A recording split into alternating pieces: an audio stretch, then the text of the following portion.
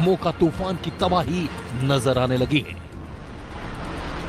जो बोलता है वो करता है। अभी आपने सुना पिछले दिनों में जो प्रभु ने बताया कि इंडोनेशिया में भूकंप आएगा, दिल्ली में भूकंप आएगा, इंडिया में भूकंप आएगा, और बहुत सारी बातें पूरी। 3 मुल्कों में मोका तूफान का असर। वैसे तो इस तूफान का असर भारत के पूर्वी हिस्से से लेकर बांग्लादेश और म्यांमार तक है। 2023 में आपको विलाप करते हुए लोग मिलेंगे। में ऐसा लगता है कि सब कुछ थम गया है। तस्वीरें म्यांमार की सिडनी की बताई जा रही हैं। बारिश के साथ तेज हवा का खौफनाक झोंका। इतनी तेज हवा की रफ्तार कि टीन से बनी इमारत की छत उड़ गई। 235 किलोमीटर प्रति घंटे की हवा की रफ्तार। भूकंप आ रहे हैं इंडिया में भी।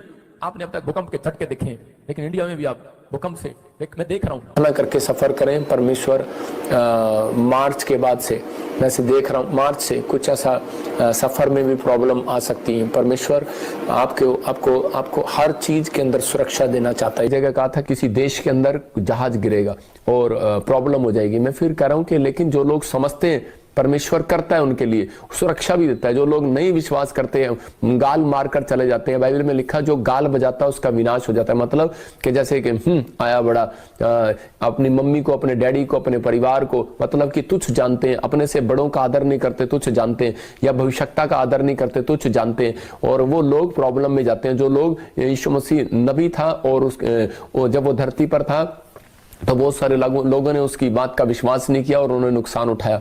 ऐसे ही बहुत सारे लोग इस समय ऑनलाइन चर्च में जुड़े हुए हैं। जो लोग विश्वास के साथ जुड़े हुए हैं, मैं कह रहा हूं प्रतिफल आपकी गोद में होगा यीशु मसीह के नाम में। आप आशीषों को देखेंगे और आपकी ब्लेसिंग खुलेगी।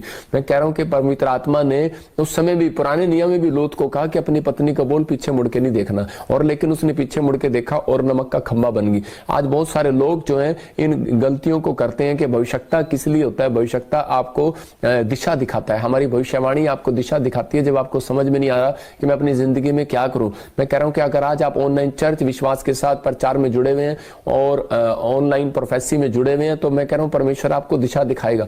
ये कोई आपको मैसेज करने से, कमेंट्स करने से प्रोफेसी नहीं करूंगा मैं। परमेश्वर का आत्मा जो मुझे अगुवाई करेगा, मैं उसके द्वारा आपको प्रोफेसी दूंगा। सबको जय मसीह की।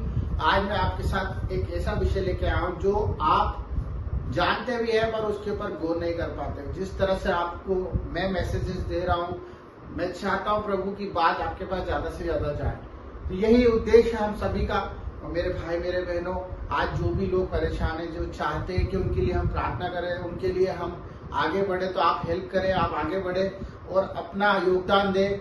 चाहे आप मैसेजेस में, चाहे आप किसी भी अड़ोसी पड़ोसी के लिए जाकर कुछ ना कुछ करें, और आप चाहे तो हमारे द्वारा, आप चाहे तो कहीं भी अपना योगदान देना चाहे तो दे सकते हैं, दान दशवांश दे सकते हैं, अपनी मदद भेंट कर सकते हैं, और आप इससे देखेंगे कि आपके जीवन में ही बदलाव आएगा। हमारे जीवन में नहीं, आपके जीवन में ही परमेश्वर उन्नति करेगा। मैं आपको एक ऐसा विषय बताना चाह रहा हूँ कि जो लोग उन्नति चाहते हैं, आज उन्नति ऐसी चीज हो गई है कि हर कोई चाहता है कि हम लोग किसी से कम ना गिरे, और हमारे परमेश्वर ने भी हमें इसलिए नहीं चुना है कि हम अब किसी और को देख के ये सोचे कि हमारे पास ये नहीं है, हमारे पास ये चीज की कमी है।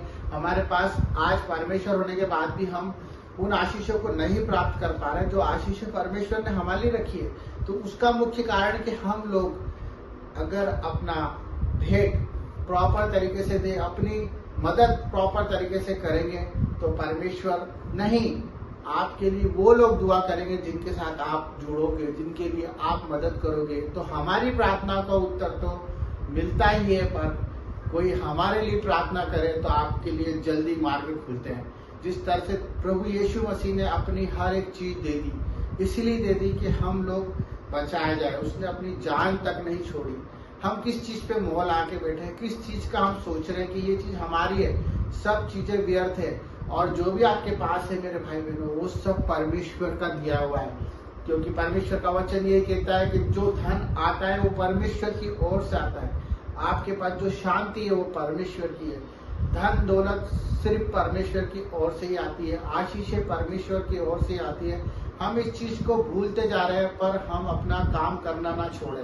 मैं चाहता हूं कि आप प्रतिदिन एक मदद जरूर करें, मैं चाहता हूं कि प्रतिदिन एक वचन शेयर करें। मैं चाहता हूं कि प्रतिदिन आप वचन को पढ़ें और समझाएं भी सही। अपनी आत्मा को परमेश्वर को सौंपना चालू करें। और जो लोग बीमारियों में हैं, जो लोग लाचार हैं, जो लोग रोड पे आज गर्मियों में परेशान हैं, तो आप मदद के लिए आगे आ जाएं। एटलीस्ट एक कटोरा प्याला, जो परमेश्वर ने हमसे कहा है कि आप एक कटोरा प्याला भी अगर प्रभु के नाम से किसी को पिलाओगे तो आपके लिए छुटकारे का मार्ग खड़ा है। तो मेरे भाई, मेरे बहनों, आप मेरी बातों को जानते हैं क्योंकि परमेश्वर आपके पास खड़ा है। तो इन बातों पर अमल करें और अपनी जिंदगी को बेटर करने के लिए सबसे पहले अपने पड़ोसी की जिंदगी को बेटर करें। यही परमेश्वर का उद्देश्य है और यही परमेश्वर का प्यार है। सबको जय मसीह की आमीन।